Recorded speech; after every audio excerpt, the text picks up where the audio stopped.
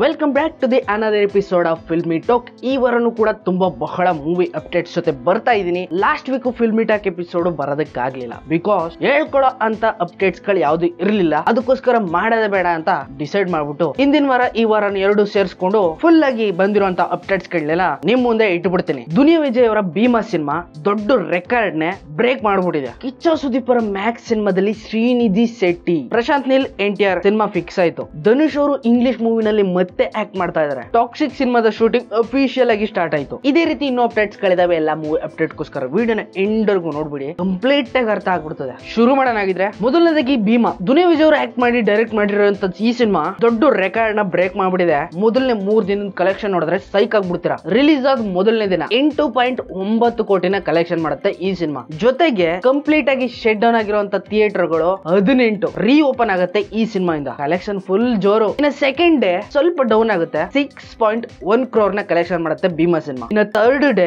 Sunday weekend ಎಲ್ಲರೂ ಮನೆಯಲ್ಲಿ free ಆಗಿರ್ತಾರೆ, ಫ್ಯಾಮಿಲಿ ಜೊತೆಗೆ ಹೋಗಿ ಕೂತ್ಕೊಂಡು ನೋಡಿದ್ದಾರೆ.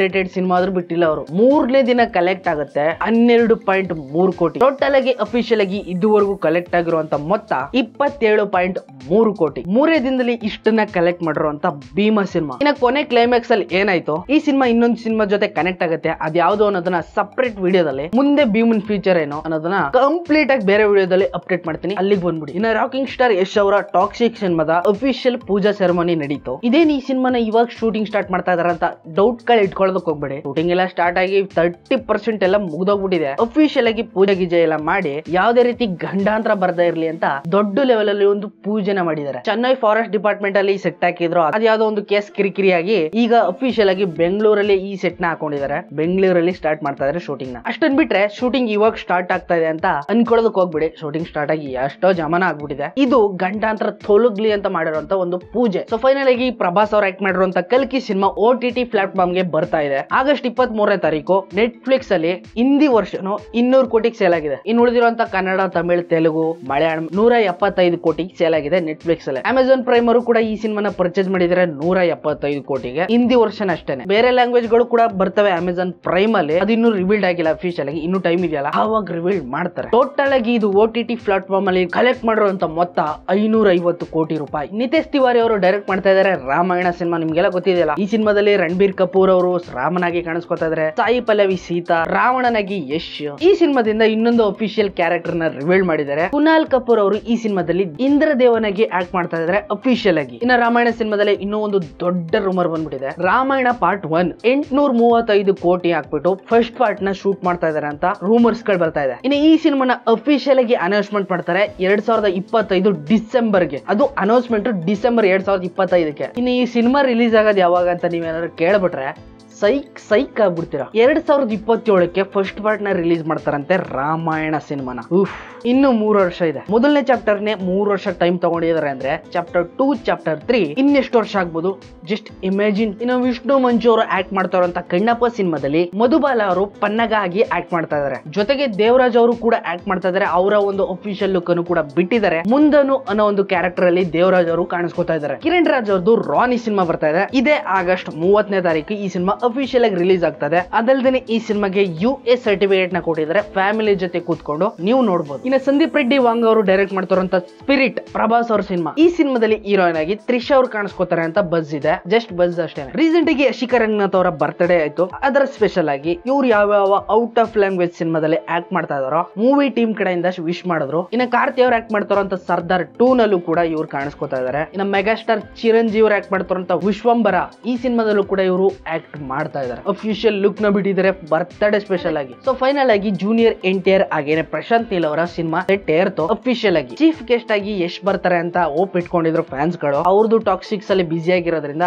ಎರಡು ಕ್ರಾಸ್ ಕನೆಕ್ಷನ್ ಆಗೋದಕ್ಕೆ ಟೈಮ್ ಇಲ್ಲ. ಕಿಚ್ಚ ಸುದೀಪ್ ಅವರು ಆಕ್ಟ್ ಮಾಡ್ತಾರಂತ ಮ್ಯಾಕ್ಸ್ ಸಿನಿಮಾದಲ್ಲಿ ಹೀರೋಯಿನ್ ಆಗಿ ಶ್ರೀನಿಧಿ ಶೆಟ್ಟಿ ಅವರು ಇರ್ತಾರೆ ಅಂತ ಗಾಸಿಪ್ ಬರ್ತಾ ಇದೆ. ಎಲ್ಲ ಕಡೆ ಸ್ಪ್ರೆಡ್ ಆಗ್ತದೆ ಈ ವಿಷಯ. ಇದುವರೆಗೂ ಅಫಿಷಿಯಲ್ ಆಗಿ ಹೀರೋಯಿನ್ ಯಾರು ಅಂತ ಕನ್ಫರ್ಮ್ ಮಾಡಿಲ್ಲ ಮೂವಿ ಟೀಮು. ಇದನ್ನೆಲ್ಲ ಜಸ್ಟ್ ರೂಮರ್ ಆಗಿ ಇಟ್ಕೊಳ್ಳೋದು ಒಳ್ಳೇದು. ರೀಸೆಂಟ್ ಆಗಿ ಮೇಘಾ ಶೆಟ್ಟಿ ಅವ್ರದ್ದು ಕೂಡ ಬರ್ತಾ ಬರ್ತ್ಡೇ ಆಯ್ತು. ಅವ್ರ ಬರ್ತ್ಡೇ ಸ್ಪೆಷಲ್ ಆಗಿ 3 ಸಿನಿಮಾದ ಫಸ್ಟ್ ಲುಕ್ ಅನ್ನು ಕೂಡ ರಿಲೀಸ್ ಮಾಡಿದ್ದಾರೆ. ಗ್ರಾಮೀಣ ಟೀಮ್ ಕಡೆಯಿಂದ ರಿಲೀಸ್ ಮಾಡಿದ್ದಾರೆ, ಚೀತಾ ಸಿನಿಮಾ ಕಡೆಯಿಂದ ರಿಲೀಸ್ ಮಾಡಿದ್ದಾರೆ. ಜೊತೆಗೆ ಹೊಸ ಮೂವಿನೂ ಕೂಡ ಅನೌನ್ಸ್ಮೆಂಟ್ ಆಗಿದೆ ಇವ್ರದ್ದು. ಆಫ್ಟರ್ ಆಪರೇಷನ್ ಲಂಡನ್ ಕೆಫೆ ಅಂತ ಒಂದು ಸಿನಿಮಾ ಆಗ್ತಾ ಇದೆ. ಈ ಸಿನಿಮಾ ಕಡೆಯಿಂದ ಒಂದು ಲುಕ್ ನ ಬಿಟ್ಟಿದ್ದಾರೆ. ಎಸ್ ರಾಜಮೌಳಿ ಅವರು ಡೈರೆಕ್ಟ್ ಮಾಡ್ತಾ ಇದ್ದಾರೆ ಮಹೇಶ್ ಬಾಬು ಅವ್ರಿಗೆ 29ನೇ ಸಿನಿಮಾನ. ಆಲ್ರೆಡಿ 50% ಕಂಪ್ಲೀಟ್ ಆಗಿದೆ. ಈ ಸಿನಿಮಾದಲ್ಲಿ ಮೇನ್ ವಿಲ್ಲನ್ ಆಗಿ ಚಿಯಾನ್ ವಿಕ್ರಮ್ ಅವರು ಕಾಣಿಸ್ಕೊತಾ ಇದಾರೆ ಅಂತ ಬಸ್ ನ್ಯೂಸ್ ಇದೆ. ಸೊ ಫೈನಲ್ ಆಗಿ ಈ ವಾರದ ಹಾಟ್ ನ್ಯೂಸ್ ಏನಪ್ಪಾ ಅಂದ್ರೆ, ತಮಿಳ್ ಆಕ್ಟರ್ ಧನುಷ್ ಅವರು ಇಂಗ್ಲಿಷ್ ಮೂವಿನಲ್ಲಿ ಆಕ್ಟ್ ಮಾಡಿದ್ರು ದಿ ಗ್ರೇ ಮ್ಯಾನ್ ಅಂತ. ಈ ಸಿನಿಮಾದಲ್ಲಿ ಇವರು ಇಂಡಿಯನ್ ಏಜೆಂಟ್ ಆಗಿ ಕಾಣಿಸ್ಕೊಂಡಿದ್ರು. ಇವ್ರು ಆಕ್ಟ್ ಮಾಡಿದ್ದಾರೆ ಅನ್ನೋ ಒಂದು ವಿಷಯಕ್ಕೆ ಇಂಡಿಯಾದಲ್ಲೂ ಕೂಡ ಈ ಸಿನಿಮಾ ಸೂಪರ್ ಡೂಪರ್ ಹಿಟ್ ಆಯ್ತು.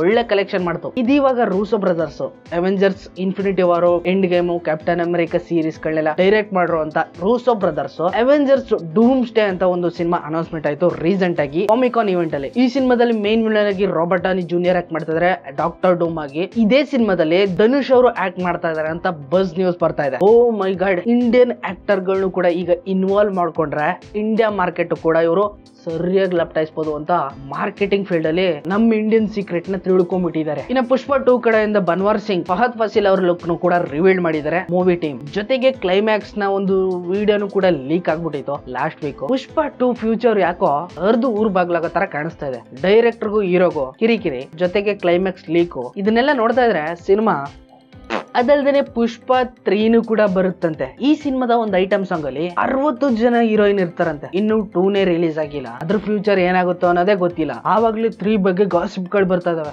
ಇನ್ನ ರಾಮ್ ಪೋತಿನೇನ್ ಅವ್ರು ಆಕ್ಟ್ ಮಾಡ್ತಾರಂತ ಡಬಲ್ ಸ್ಮಾರ್ಟ್ ಶಂಕರ್. ಈ ಸಿನಿಮಾದ ರನ್ ಟೈಮ್ ರಿವೀಲ್ ಆಗಿದೆ. 2 ಗಂಟೆ 42 ನಿಮಿಷ ಇದೆ ಈ ಸಿನಿಮಾ. ಆಲ್ಮೋಸ್ಟ್ 2.25 ಗಂಟೆ ಫುಲ್ ಲೆಂತ್ ಆಗೋಯ್ತು. ನೋಡೋಣ ಯಾವ ರೀತಿ ಫ್ಯಾನ್ಸ್ ಗಳನ್ನ ಎಕ್ಸೈಟ್ ಮಾಡ್ತಾರಂತ. ತಲಪತಿ ವಿಜಯ್ ಅವ್ರು ಆಕ್ಟ್ ಮಾಡ್ತಾರಂತ ಗ್ರೇಟೆಸ್ಟ್ ಆಫ್ ಆಲ್ ಟೈಮ್ ಈ ಸಿನಿಮಾ ಐಎಂಎಕ್ಸ್ ಎಕ್ಸ್ಪೀರಿಯನ್ಸ್ ನ ಮಾಡಬಹುದು. ಅಫಿಷಿಯಲ್ ಆಗಿ ಮೂವಿ ಟೀಮ್ ಐಎಂಎಕ್ಸ್ ಪೋಸ್ಟರ್ ಕೂಡ ರಿಲೀಸ್ ಮಾಡಿದ್ದಾರೆ. ಇನ್ನ ತಮಿಳ್ ಆಕ್ಟರ್ ಸೂರ್ಯ ಅವ್ರು ಆಕ್ಟ್ ಮಾಡ್ತಾರಂತ ಸೂರ್ಯ 44 ಸಿನಿಮಾ ಅನೌನ್ಸ್ಮೆಂಟ್ ಆಗಿ ಸಣ್ಣದಾಗಿ ಒಂದು ಗ್ಲಿಮ್ಸ್ ಕೂಡ ಬಿಟ್ಟಿದ್ದಾರೆ. ಈ ಸಿನಿಮಾದಲ್ಲಿ ಹೀರೋಯಿನ್ ಆಗಿ ಪೂಜಾ ಹೆಗ್ಡೆ ಅವ್ರು ಆಕ್ಟ್ ಮಾಡ್ತಾ ಇದಾರಲ್ಲ. ಈ ಸಿನಿಮಾ ಶೂಟಿಂಗ್ ನಡೆಯುವಂತ ಟೈಮ್ ಅಲ್ಲಿ ಸೂರ್ಯ ಅವರ ತಲೆಗೆ ಸಣ್ಣದಾಗಿ ಲೈಟ್ ಆಗಿ ಏಟ್ ಆಗ್ಬಿಟ್ಟು ಹೆಡ್ ಇಂಜುರಿ ಆಗ್ಬಿಟ್ಟಿದೆ. ಶೂಟಿಂಗ್ ಅಫಿಷಿಯಲ್ ಆಗಿ ಸ್ಟಾಪ್ ಆಗಿದೆ. ಇವರು ಹಾಸ್ಪಿಟಲ್ ಅಲ್ಲಿ ರೆಸ್ಟ್ ತಗೋತಾ ಇದ್ದಾರೆ. ಸೊ ಫೈನಲ್ ಆಗಿ ಇಂಗ್ಲಿಷ್ ಮೂವಿ ಅವತಾರ್ ಚಾಪ್ಟರ್ 2 ಆದ್ಮೇಲೆ ಈಗ ಚಾಪ್ಟರ್ 3 ರೆಡಿ ಆಗ್ತಾ ಇದೆ. ಫೈರ್ ಅಂಡ್ ಆಸ್ ಅನ್ನೋ ಟೈಟಲ್ ನ ಮುಖಾಂತರ ಈ ಸಿನಿಮಾದ ಅಫಿಷಿಯಲ್ ಶೂಟಿಂಗ್ ಸ್ಟಾರ್ಟ್ ಆಗ್ಬಿಟ್ಟಿದೆ. ರೂಮರ್ಸ್ ಗಳ ಪ್ರಕಾರ ಈ ಸಿನಿಮಾ ಇದೇ ವರ್ಷ ಡಿಸೆಂಬರ್ ತಿಂಗಳಲ್ಲಿ ರಿಲೀಸ್ ಆಗುತ್ತೆ ಅಂತ ರೂಮರ್ಸ್ ಗಳಿದೆ. ಬಟ್ ಕನ್ಫರ್ಮೇಶನ್ ಇನ್ನೂ ಇಲ್ಲ. ಈ ವರ್ಷನೇ ಆಗ್ಬಹುದು ಅಥವಾ ನೆಕ್ಸ್ಟ್ ಇಯರ್ ಆಗಿದ್ರು ಆಗಬಹುದು. ಇದನ್ನ D23 ನಲ್ಲಿ ಅನೌನ್ಸ್ಮೆಂಟ್ ಮಾಡಿದ್ರು.